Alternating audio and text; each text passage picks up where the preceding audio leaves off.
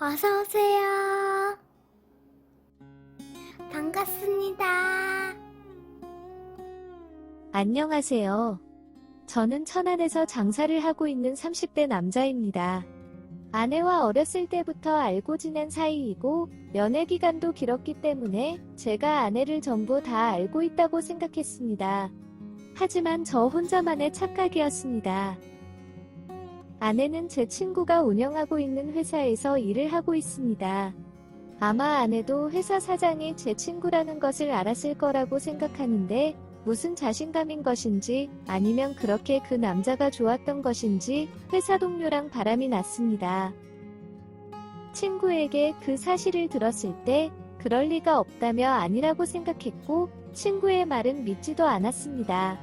그런데 친구와 같이 친구 회사에서 지난 CCTV의 영상도 보고 사무실에서 실시간으로 둘이서 손도 잡고 자연스럽게 스킨십도 하고 직원들 몰래 수위 높은 터치를 주고받는 것을 보면서 저는 하늘이 무너져 내리는 것 같았습니다. 당장이라도 사무실로 뛰쳐나가서 그 두 인간들을 아작내고 싶었지만 차마 친구 회사에서 그럴 수가 없었습니다. 아무 잘못도 없는 친구는 연실 저에게 사과를 하면서 너무 미안해하는데 오히려 제가 더 미안했습니다. 아내의 취업을 부탁했고 그런 친구의 부탁을 들어준 것밖에 없는데 아내는 그런 곳에서 열심히 일을 하고 도움을 줘야 하는데 바람을 피우고 있으니 제가 친구를 볼 면목이 없었습니다. 친구의 도움으로 CCTV 영상들을 받았고 어느 정도 시간이 지나서 저도 친구도 진정이 된 후에 아내를 저희가 있는 사장실로 불렸습니다. 아내는 아무 생각 없이 들어온 사장실에 제가 있는 것을 보고 살짝 놀라는 눈치였습니다. 친구는 자리를 비켜주었고 아내와 둘이서 이야기를 하였습니다. 좀 전까지도 내연남과 둘이서 손잡고 이야기 두고 받는 것을 다 보았고 저장해두었다고 하였습니다. 그러니 거짓말하지 말고 솔직하게 다 말해달라고 하였습니다. 아내는 다 알았다니 더 이상할 말이 없다며 저에게 구구절절 변명하고 싶지도 않고 깔끔하게 이혼해 주었으면 좋겠다고 하였습니다.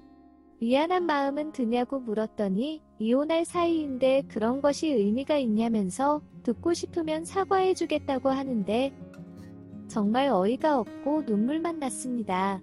문 밖에서 듣고 있었는지 친구가 들어와서 아내에게 화를 내는데 아내는 부부 문제이니 사장님은 빠지라고 하였습니다. 친구는 아내 보고 나가라고 하였고 저한테 친한 변호사를 소개주겠다면서 걱정하지 말라고 하였습니다. 그날 저녁은 아내는 집에 있는 자기 짐을 다 챙겨서 집을 나갔습니다. 며칠 동안 장사도 안 열고 집에 있었는데 친구가 집에 찾아왔습니다. 곧 친한 변호사도 올 거라면서 하고 싶은 말이나 원하는 것이 있으면 뭐든지 편하게 하라고 하였습니다. 그러고 얼마 지나지 않아 친한 변호사라는 분이 왔는데 알고 보니 친구의 처남이었습니다. 서초동에서 이혼 전물로 일하고 있는 분을 천안까지 부른 것이었습니다. 제가 말도 잘 못하고 설명도 부족하게 하자 친구가 다 나서서 모든 상황을 설명해 주었습니다. 그러면서 뭐든지 다 받아내고 재산 분할도 최대한 유리하게 해달라고 하였습니다. 그렇게 아내가 바람 피운 것을 알게 된 날 아내에게 이혼을 요구받았고 그날 저녁에 아내는 짐을 싸서 집을 나갔습니다. 그리고 2일 만에 변호사를 만나서 이혼 준비를 시작했습니다. 회사에서 바람 피운 것을 걸린 이후에도 아내와 그 내연남은 출근을 하였고 여전히 친구 회사에서 대놓고 보란 듯이 연애 행각을 벌이고 있었습니다. 결국 몇 개월 뒤에 저와 아내는 이혼을 하였고 아내에게 위자료 안 받는 대신 재산은 제가 다 가지기로 하였습니다. 그리고 그 내연남에게는 상간남 소송을 진행해서 위자료를 받았습니다. 모든 재판이 결정이 나자 친구 녀석은 아내와 내연남 직원을 근무태만 및 행실을 문제 삼아서 해고를 시켰습니다. 해고를 당하고 나가면서 퇴직금이나 늦지 않게 보내달라면서 당당하게 나갔다고 하였습니다. 친구도 이런 경우는 처음이라면서 엄청 황당하였습니다. 그런데 친구가 저한테 혹시 아내의 배를 봤냐고 하면서 법원에서도 퇴사하는 마지막 날에도 아내의 배가 평소보다 좀 나온 것 같다는 느꼈는데 혹시 임신한 거 아니냐고 물었습니다. 아내가 조금만 먹어도 살이 잘 찌는 타입이라서 이혼도 할 것이고 집에서도 나왔으니 둘이서 속도 후련하겠다. 밤에 같이 즐겁게 술도 마시고 파티를 해서 살이 찐 것 같다고 하였습니다. 그렇게 아내를 잊고 열심히 장사를 하면서 살아가고 있었습니다.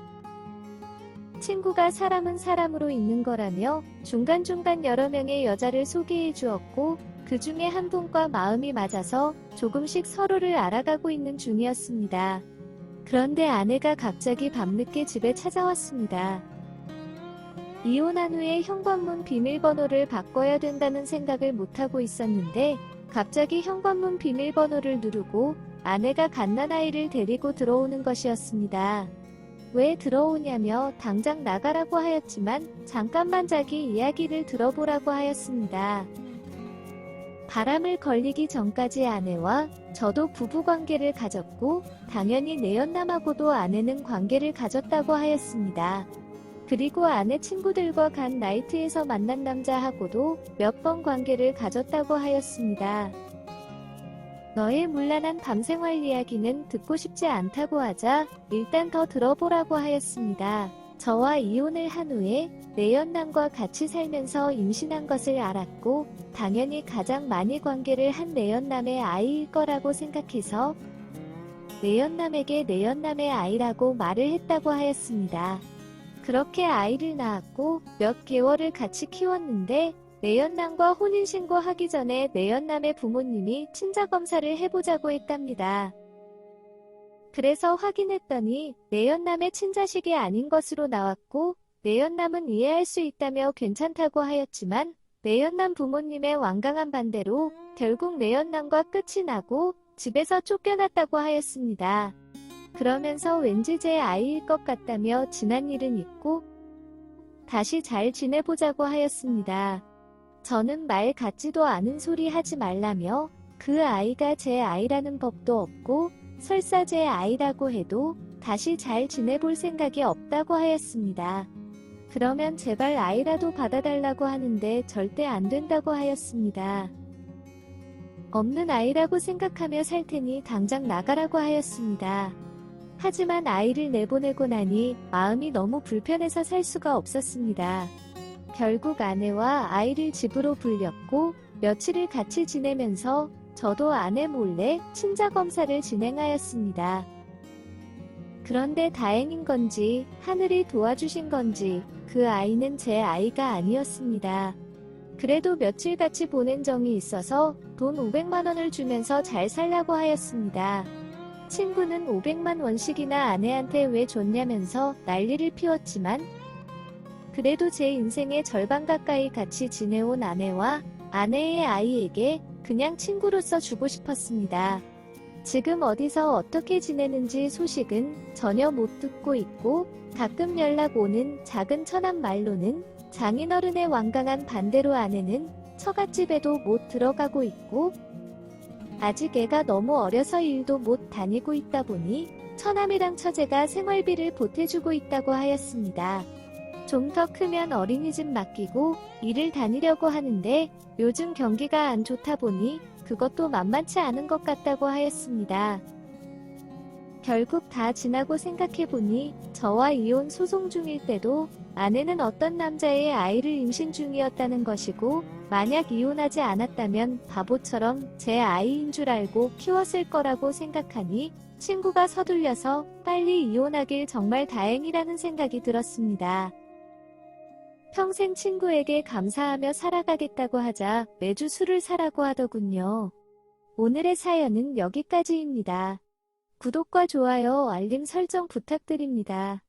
긴 글을 읽어주셔서 감사합니다. 구독과 좋아요 꾹꾹 눌러주세요. 꾹꾹. 알림 설정도 꾹꾹 눌러주세요.